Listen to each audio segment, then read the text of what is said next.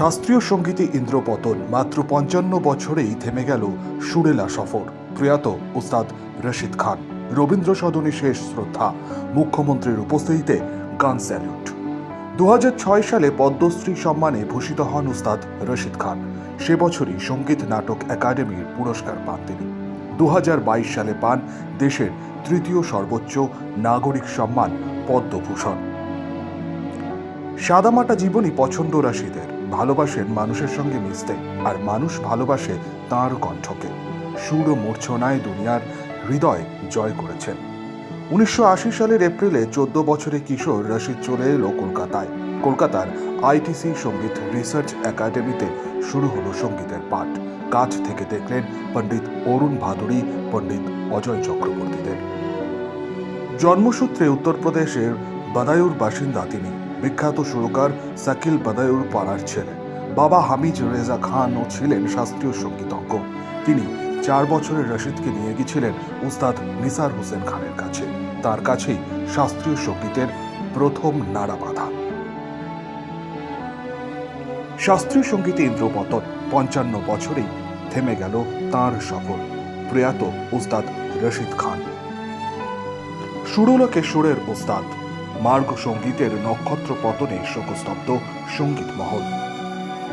শক্তি news 24/7 এর camera পৌঁছে গেছিল তাঁর সাথেই অনুষ্ঠান করা এবং তাকে যিনি খুব কাছ থেকে দেখেছেন পণ্ডিত সৌমিত্রজিৎ চট্টোপাধ্যায়ের কাছে। ভারাক্রান্ত তিনি। সুরালোকে তিনি পাড়ি দিয়েছেন। অত্যন্ত দুঃখের একটি সংবাদ। আপনার সাথে দীর্ঘদিন ধরে তার পরিচয় অনুষ্ঠান করার সুবাদে অত্যন্ত কি বলবেন, কতটা ভারাক্রান্ত? সত্যি কথা বলতে কি, ইন্দ্রপতন হলো সঙ্গীত জগতের। এবং এরকম একটা শিল্পী, এরকম একজন গায়ক আর কবে আসবে আমি জানি না। সামনের ১০০ বছর পরেও আসবে কিনা। কারণ তার গলা ফেললেই একটা অদ্ভুত মাদকতা, মানে অদ্ভুত আকর্ষণ। মানুষ কখন যেন নিঃশব্দে এসে চেয়ারগুলো সব ভর্তি হয়ে যেত।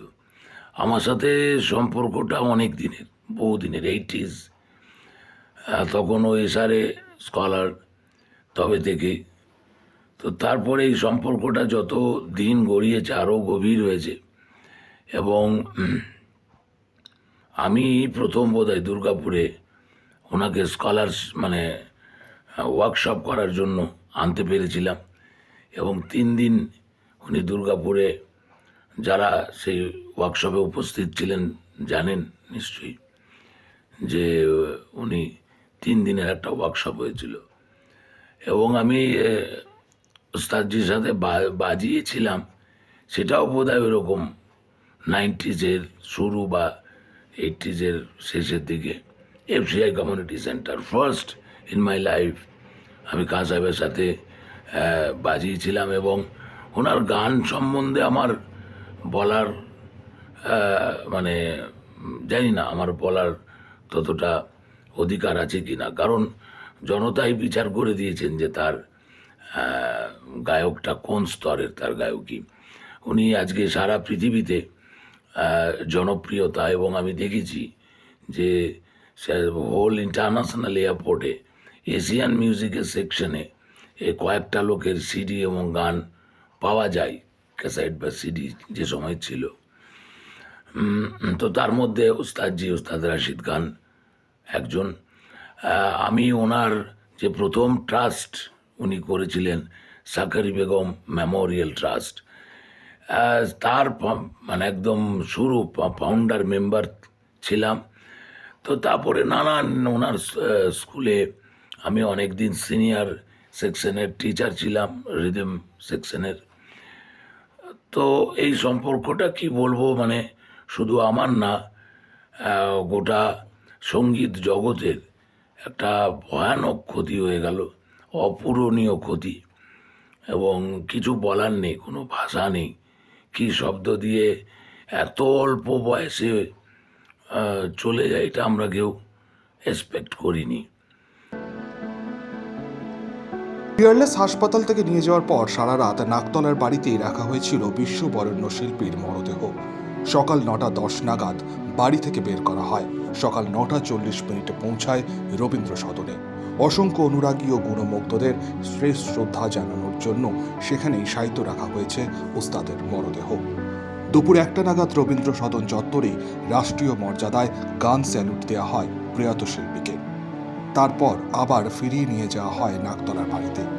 সেখানে নিয়ম আচার পালনের পর তার উত্তরপ্রদেশেই সমাধিস্থ করা হবে শিল্পীর নিথর দেহ বলেই সূত্রের খবর। ব্যুরো রিপোর্ট, শক্তি নিউজ 24/7।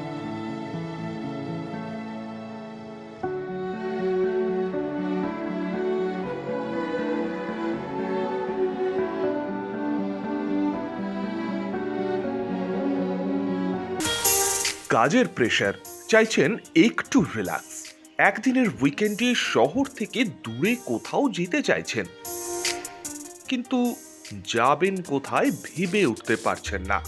চলুন না ঘুরে আসি তারাপীঠ।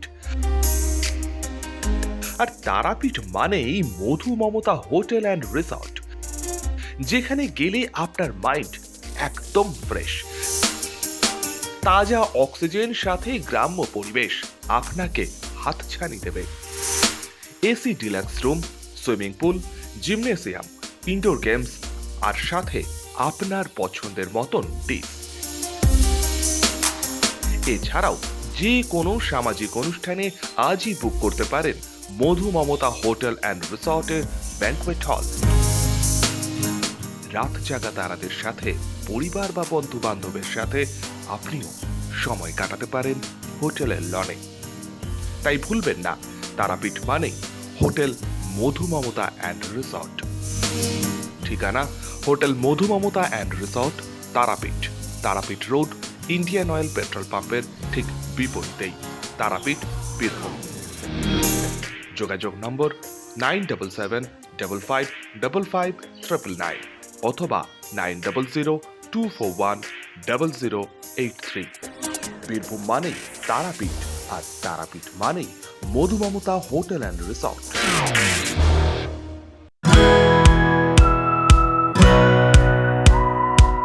খাই খাই করো কেন এসো বসো আহারে, খাওয়ার আজব খাওয়া ভোজ কয় যাহারে।